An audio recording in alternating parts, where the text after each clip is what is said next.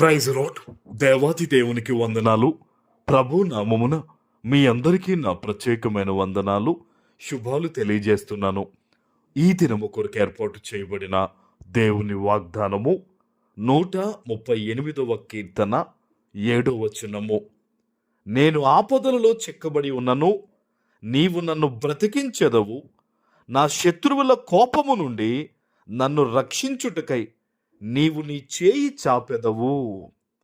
దేవుని నామానికి మహిమ కలుగునుగాక.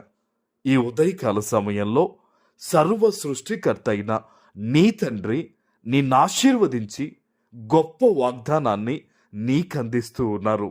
హల్లెలూయా. ఆనాడు దావీదు అంటూ ఉన్నారు, నేను ఆపదలలో చిక్కుబడి ఉన్నను, నీవు నన్ను బ్రతికిస్తావయ్యా అని.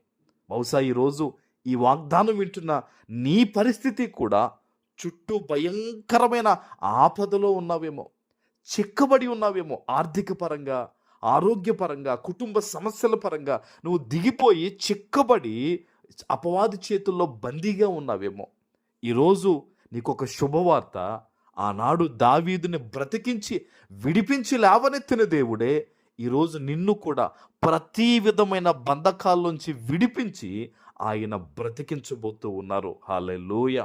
కొంతమంది అంటారు, అయ్యా మేము బ్రతుకున్నాం కానీ అవమానము, ఇబ్బంది, శ్రమల్లో నలిగిపోతున్నామండి అని చెప్తూ ఉంటారు. దేవుడు ఈరోజు నిన్ను చూశారు, నీ ప్రార్థన అంగీకరించాడు దేవుడు.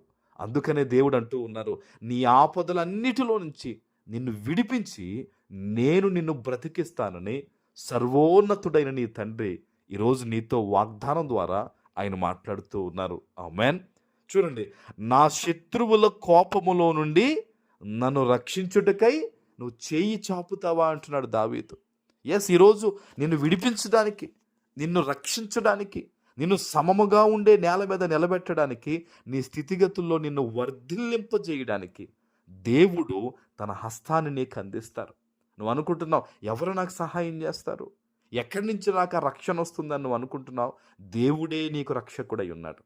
దేవుడే తన చేతితో నిన్ను గొప్పగా పైకి లేవనెత్తి ఆయన ఆశీర్వదించబోతూ ఉన్నారు. నువ్వు చేసే ఆ ప్రార్థన ఏదైతే ఉందో నువ్వు ఆపొద్దు.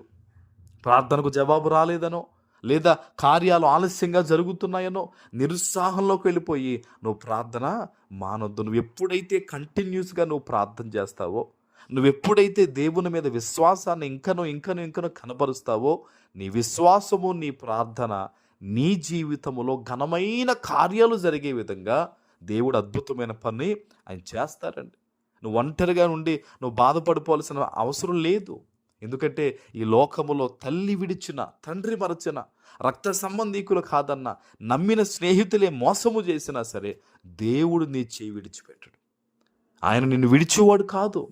తప్పిపోయిన కుమారుడు తిరిగి వచ్చుచూ ఉండగా తండ్రే పరిగెత్తుకుంటూ వెళ్ళి వారిని పట్టుకుని ముద్దు పెట్టి, వాడు ఎంత దుర్వాసన కొడుతున్నా సరే ప్రశస్తమైన వస్త్రాలు తొడిగించి మరలా ఉంగరం తొడిగించినట్టుగా ఈరోజు నీవైనా నేనైనా సరే గతించిన సంవత్సరం ఒకవేళ మనం దేవునికి దూరం అయి ఉండొచ్చు, కానీ నీవు మరలా ఈ నూతన సంవత్సరంలో దేవునికి దగ్గర అవుతూ ఉండగా, దేవుని మీద ఆధారపడుతూ ఉండగా దేవుడు నిన్ను ప్రేమించువాడుగా ఉన్నాడు. దేవుడు నిన్ను ఆదరించువానిగా ఉన్నాడు. కాబట్టి భయపడొద్దు. ఈరోజు దేవుడే నీతో మాట్లాడుతూ ఉన్నారు కనుక యేసు నామంలో ఈ వాగ్దానం ఈరోజు నీ పట్ల నెరవేరుతుంది. ఆమేన్. ప్రార్థన చేసుకుందాం. పరిశుద్ధుడా, నీతిమంతుడు అయిన తండ్రి, మీకు వందనాలు. ఈ ఉదయకాల సమయంలో మీరు ఇచ్చిన ఈ వాగ్దానము ప్రతి బిడ్డ జీవితంలో నెరవేర్చి స్థిరపరచమని యేసు నామమున ప్రార్థిస్తున్నాను తండ్రి. ఆమేన్.